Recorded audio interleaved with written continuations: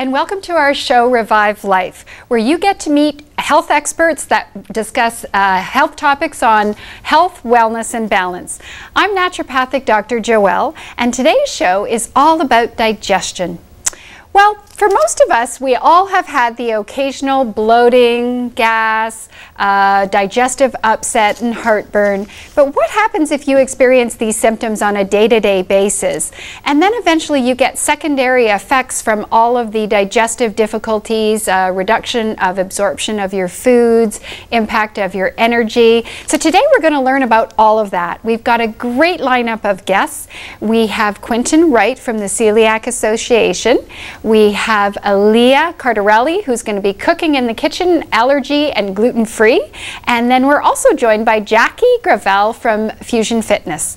So today, it's very important to understand whenever we talk about a particular health condition, what exactly is involved and how do our systems work. So if you actually draw a circle around your abdominal wall, and we actually have a slide that we can show you, and you actually make a clock of these areas. 12 o'clock actually represents the stomach, and this is where you'll commonly see symptoms like heartburn or gastritis, which is basically an inflammation of the stomach. And then when you go 2 o'clock to 5 o'clock, this is where your descending colon is. And for women, there's also your left ovary. Then if we move to the 4 to 8 o'clock position, for women, this is a very common area where we might see urinary tract infections, endometriosis, things that are more related to female health. 7 o'clock is related to the right ovary and also your appendix, and then 10 o'clock is where you've got your liver and gallbladder. And gallbladder symptoms can radiate right into the back. Now, when you look at the C or the center, that's actually where your small intestine is, and that's where a lot of digestive symptoms are actually related. Irritable bowel, we also see colitis, we see allergies and sensitivities, and so because the small intestine is related to absorption, we can definitely see nutrient deficiencies. So that's part one. Now, in terms of digestion, it's also important to understand in anything that it's not just about the symptoms that you're experiencing, but it's also where do these symptoms come from.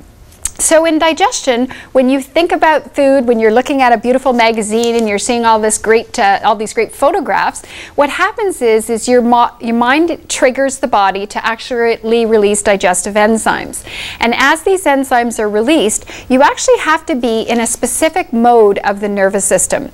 The nervous system is like a yin and a yang, and the sympathetic is your fight and flight. So if you're standing up, eating, or doing work on the computer, that is states of sympathetic. You're getting ready for fight and flight. You know, your boss might come in, you got to get something done, you're shoving something in your mouth. That definitely contributes to problems with digestion, and as a matter of fact, a lot of heartburn is related to that.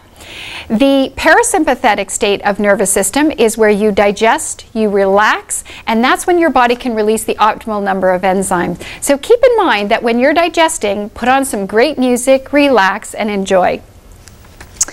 Now, what we're going to talk about is we're also going to include some top 10 tips. And if you miss any of these, visit www.revivelifeclinic.com, and we've got all the tips online. So tip number 10, acupuncture is wonderful for digestive health. Tip number 9, make sure that you also include some spices. You can easily add grounded spices, make up this recipe, put it in a pepper grinder, and place it on top of any foods that you're eating. Tip number 8, make sure that you start the day off with hot water and lemon, and that will just fortify your digestion and get it woken up. And make sure, tip number 7, that you're not necessarily having cold water with your meals, because that reduces the effectiveness. So now we're joined in the studio with Quentin Wright from the Celiac Association. So Quentin, thank you so much for joining us here. Pleasure. Okay, so could you please share with us a little bit about your story? How exactly were you diagnosed with celiac? I was diagnosed after 3 weeks in the National Defense Medical Center. Okay. Because I was accidentally mistaken for an alcoholic. Oh dear. Because the symptoms are roughly the same. Okay. And what exactly is celiac disease? Celiac disease is an autoimmune reaction Okay. to the protein content of some grains. Okay. Particularly wheat, rye, barley. Okay.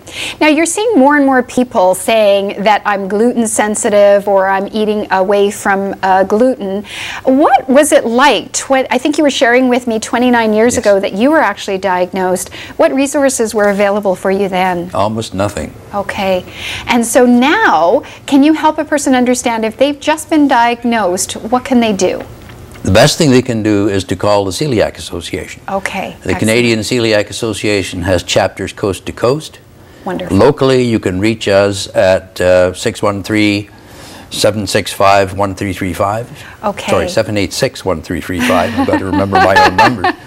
But, or you can look us up on the web. Okay. www.celiac.ca will get you in with the rest of it. So for those people that think they might have celiac, what are the gold standard tests that need to be performed in order to properly diagnose? Okay, the first thing is don't ever go on the gluten-free diet without getting tested. Okay, that's very important. Yes. Yes. Yes. The first thing is a screening test. Okay. Normally the tissue transglutaminase test, and that's a very hard thing to remember, but just the TTG test will do it. That's a test that depends on how much immunoglobulin A you have in your system. So you need two tests, the serum IgA and the tissue transglutaminase. Okay, and those are both blood tests? Those are blood tests and they're screening tests. Yes. If those come back positive, yes, then the gold standard of diagnosis is an endoscopic biopsy. Okay, important. Yes. So you need to have all of those tested for in order to confirm that you are celiac. Yes. Because it's an autoimmune disease, you need evidence that there's an autoimmune reaction, which is what the blood test gives you. Then you need evidence that there's damage in the gut. And that's where the biopsy comes in. Okay.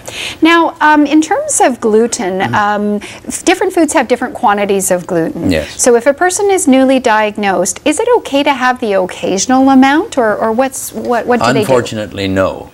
Research done in the past by Dr. Alex Campbell, a gentleman, a serial chemist here in town, showed that 28 milligrams is enough to cause measurable damage. Okay. That's half the size of a grain of rice.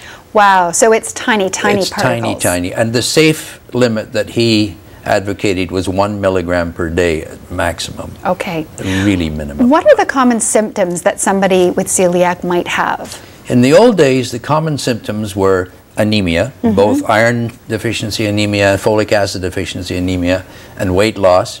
And unfortunately, an awful lot of us, the classic symptoms had diarrhea and all sorts of side effects. Okay. Nowadays, we're finding that some people are actually obese. Okay. And some have constipation. So it's... Sounds like the symptoms are very varied. It's a chameleon disease. It mimics many, many others. Okay. Yes. Well, I really appreciate your association because I think people can find wonderful resources there. There's restaurants, there's other support. You have a support group, which is very important. Group, yes. And so definitely if you have been diagnosed with celiac or suspect that you might have celiac, make sure you contact the association. We actually have a prize that's from the Celiac Association. It's a cookbook, and that will be donated to the first caller in for our Revive Life questionnaire. And so we always want to teach you something about what our main health topic is. So grab your pencils and tell us what you think. Revive Life Digestive Questionnaire, true or false? Number 1, heartburn can be related to eating standing up. 2, leaky bowel syndrome may lead to intolerances and allergies. Number 3, exercise can improve digestion. Number 4, digestive concerns can be related to stress. And number 5, papaya can help my digestive system. So we're going to learn more about all of that coming up in our next segment. We are actually with Jackie Gravel from Fusion Fitness, and we're going to be learning about digestive exercises that help to balance digestion as well as the abdominal system. So we'll stay tuned. We've got lots more coming, and feel free to join us. And also give us a call, 728-1001, to ask all of your great questions. We'll be back.